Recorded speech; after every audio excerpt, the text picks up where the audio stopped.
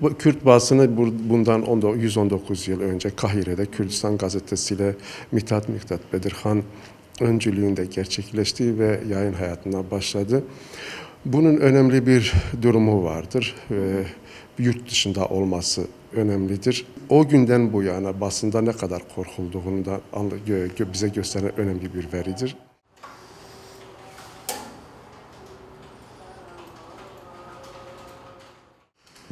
Yani Kürt gazeteciliği 1898 yılında Mısır Kahire'de başlayan Mithat Bedirhanlarla uzun bir yolculuktur. 119 yıl, yani az bir süre değildir. Bütün bu uzun yolculuk serüveni insan göz önüne aldığı zaman çok büyük şeyler yaşanmıştır. Yani sadece tarihe şahitlik yapmakla yetinmiyor. Aynı zamanda Kürt basın tarihi kendi başına üzerinde durulması gereken çok ciddi bir tarihtir. Yani dili yok edilmek istenen bir halkın kendi ana diliyle verdiği mücadele gerçekten takdire şayandır.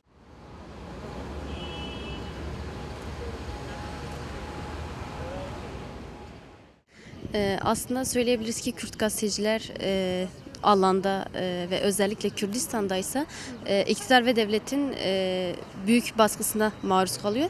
Referandum döneminde de gördük. Neredeyse tüm alanlarda ve özellikle kadınsanız daha çok baskıya maruz kalıyorsunuz. Kürt gazeteciler Kürt halkının sesini duyurduğu için, ezilenlerin yanında olduğu için, direnişlerini duyurduğu için iki kat baskılara maruz kalıyor diyebiliriz. Gibi 119. yılını geride bırakıyor Kürt gazetecileri. Yani o dönem 119 yıl önce Mısır'ın başkentinde bugün ilan edilmişti. O dönemde Bedirhanlar sürgün edilmişti. Ancak sürgün yaşamalarına rağmen yine gazetelerini çıkarmıştılar ve gazetecilikte ısrar etmiştiler. Bugün de yine geldiğimiz aşamada aslında çok bir şey değişmedi. 119 yıl önceki sürgünle karşılaşmalarına rağmen yine o gazetecilik mesleğini sürdürmesiyle bugünkü aslında arasında çok bir fark yok. Bugün de yine Kürt gazetecileri baskı altında tutuklanıyorlar, gözaltına alınıyorlar. Yaptıkları haberlerden ya da çektiği görüntü ve fotoğraflardan kaynaklı. O nedenle yine bu yılki Gazeteciler Günü'nde aslında baskılarla karşılıyorlar. Yine diyelim ki 164 gazeteci bugün Türkiye'de tutuklu. Bunlardan 43'ü Kürt gazetecileri. Yine Dİ Haber muhabirlerinin de 9 muhabiri tutuklu. Bu gazeteciler gününü cezaevinde karşılayacaklar. Gazeteciler Günü'nü cezaevinde kutlayacaklar ne yazık ki. Kürt gazeteciliği ondan sonra birçok merhalelerde geçti. Avrupa ayağı vardır, Suriye, Lübnan ayakları vardır ve hepsi de Kürdistan'a ulaşabilme çabaları içerisinde olmuştur. Ve gelişmeleri, haberleri ve dünyaya dair olanı, insana dair olanı haberdar etme çabası içerisinde de hepsi bu çaba içerisinde oldukları için büyük saldırılara maruz kaldılar. Baskılar gördüler, işkenceler gördüler, zindanlar gördüler, sürgünler gördüler, katledilmeler, değişik komplo ve entrikalarla karşı karşıya kaldılar. Toplumda ve gazetecilikte kadınsanız, bu işi yapıyorsanız iki kat baskıya maruz kalıyorsunuz. Birçok defa yaralandım, hatta ölümden döndüm diyebilirim. Ama buna rağmen, yaralanmama rağmen, ölümle burun buruna gelmeme rağmen kendimi daha güçlü hissettim ve bunu yapabilirim dedim. Yani topluma bunu göstereceğim, devlete bunu göstereceğim diyerek işime dört elle sarıldım diyebilirim. Baskılardan ya da diyelim bu yolculukta birçok bedel de verilmiştir. Yani birçok arkadaşımız da, gazeteci arkadaşımız da şehit olmuştur, katledilmiştir. Özellikle 90'lı yıllarda. Ve aslında bu baskılar bugün aynı şekilde halen devam ediyor. En son Azadiye Avlat Gazetesi'nin yazı işleri müdürü Ruhat Aktaş Cizre'de yakıldı, Bodrumlarda yakıldı. Yine halen gazeteci arkadaşlarımız tutuklanıyorlar. Yani belki burada insan bir parantez açabilir bu baskılara, bu şeylere. Ama bence asıl üzerinde durulması gereken konu, asıl önemli olan bu direnişin gittikçe daha da yaygınlaşması, devam etmesi. Her şeye rağmen, bütün zorluklara rağmen bu devamlılığın sağlanması bizim açımızdan çok önemlidir.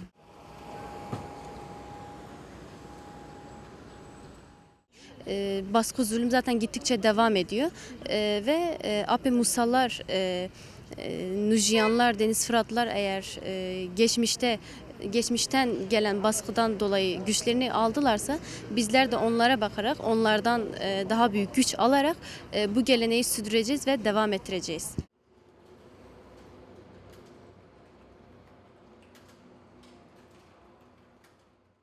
Dolayısıyla biz bugün bakıyoruz ki Türkiye basını da çok zor durumda. Ve Türkiye basını da saldırılar altındadır. Yurt dışına kaçan arkadaşlarımız vardır ve önemli gazeteci arkadaşlar, önemli yayın kuruluşları ve yurt dışına kaçtılar. Şu anda zindanda olanlar vardır. Yani Kürt gazeteciliğinin yaşadığı durumu şu anda Türk gazeteciliği de yaşıyor. İşte burada bu soru bize doğrudan kendi kendisini bize sorduruyor yani. Evet, Türk gazeteciliği eğer Kürt gazeteciliği demeden bu gazeteciliğe sahip çıkmış olsaydı acaba şu anda Türkiye'de basın burada olacak mıydı diye sorusu sorulur ve şu cevap doğrudan kendi kendine cevap verir, olmayacaktı. Evet, Türkiye'de şu anda basın olması gerektiği yerde olacaktı ve dünyaya da bir öncülük durumunda öncülük yapmış olacaktı.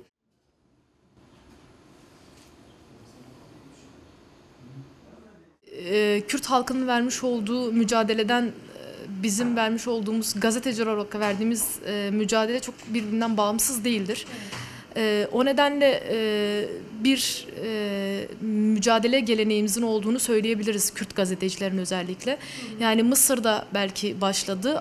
Onun ardılları olarak bugünlere biz geldik. Yani yine Ape Musalar var biliyorsunuz, Gurbeteli Ersözler var. Yani bu Kürt gazetecilik geleneği her zaman bir mücadeleyle sürdü. Bütün katliamlara rağmen, yani gazeteciler üzerindeki baskıya rağmen, tutuklamalara rağmen bu gelenek büyüyerek devam etti.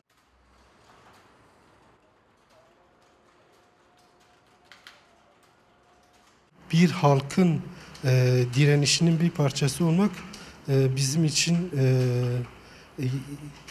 her zaman bir diyelim bir onur mücadelesinin yürütülmesi, bunun bir parçası olmak, yani Kürt gazetecilerin diyebilirim şu anda en büyük moral gücüdür. Kendi halkının direnişine tanıklık edip bunu gözlemleyip bir parçası olup bu direnişi bütün dünyaya duyurmak bence en önemli husus.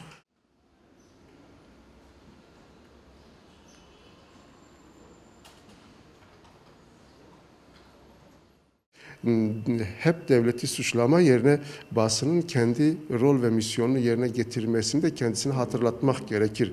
Ve durup böyle bir soruyu hepimiz kendimize sormalıyız. Birinci derecede Türkiye'li gazeteci arkadaşlar, basın yayın kuruluşları kendilerine sormalıdır. Bugün halen işte hesapçı yaklaşımlar içerisinde olan basın kurumları vardır.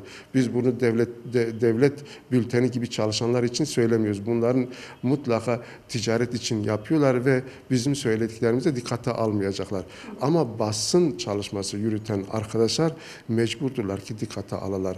Evet, şu anda Türkiye'de mevcut durum, ifade ettiğimiz durumda olan basının haline girmemeleri için basının tam kendisini gerçekleştirmeleri gerekir.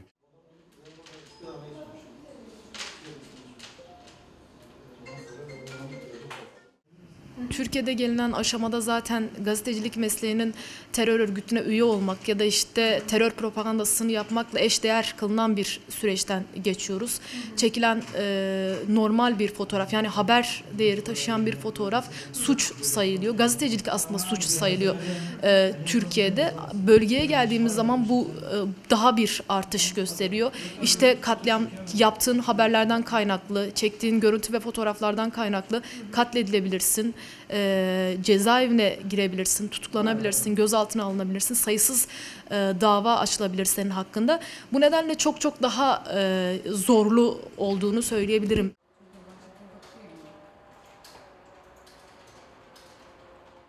Çünkü gazeteciliğin kendi içerisinde de insani ve demokratik olması gereken yanı olmalı. Kadın ve erkek yanı önemlidir olmalı ve Türkiye'de şu anda Jinhan'ın ortaya çıkışı ve kendisini dünyada bir ilk gelen basın kurumu olarak, kadın basın kurumu olarak geliştirilmesi de önemli bir örnektir. Ve bu da aynı şekilde Apı Musaların geleneğinden gelen bir örnektir. O direniş geleneğinin, kültürünün demokratik yanını kendisini geliştirerek ortaya koyduğu bir yandır. Ve dolayısıyla bunun yakinen takip edilmesi gerekir, incelenmesi gerek. Biliyorsunuz yani biz bölgede gazetecilik yapıyoruz ve Kürtlerin yaşamış olduğu devlet baskısı gerçekten çok farklı bir noktaya geliyor. Yani yıllarca Kürtler her zaman yaşadıkları bölgede katledildiler, sürgün edildiler, bastırılmaya çalışıldılar. Kürt gazeteciler ise bunu açığa çıkarmaya çalıştılar. Bunu açığa çıkartmakla mücadelesini büyüttüler. O nedenle biz de bu geleneği büyüteceğiz ve gerçekleri açığa çıkarmaya devam edeceğiz. Çünkü gerçekleri ve bir halkın hakikat gerçekliğini açığa çıkartan bir mirası devraldık. Biz de bu mirası büyüteceğiz. Sürgünlerde başlayan bu gazetecilik her şeye rağmen bugün kendi yoluna daha güçlü bir şekilde devam ediyor. Yani bir gazeteyle, Kürdistan gazetesiyle başlayan bu tarih bugün diyebiliriz ki Kürdistan'ın dört bir parçasında, dünyanın dört bir yerinde, Avrupa'da devam ediyor. Yüzlerce tarif diyebileceğimiz radyolarla, yine internet, haber ajansları, gazeteler, televizyonlar, bütün her şeye rağmen diyebiliriz ki o 1898 yılında atılan tohum dünyanın her tarafına yayılmış bir şekilde yayılmıştır.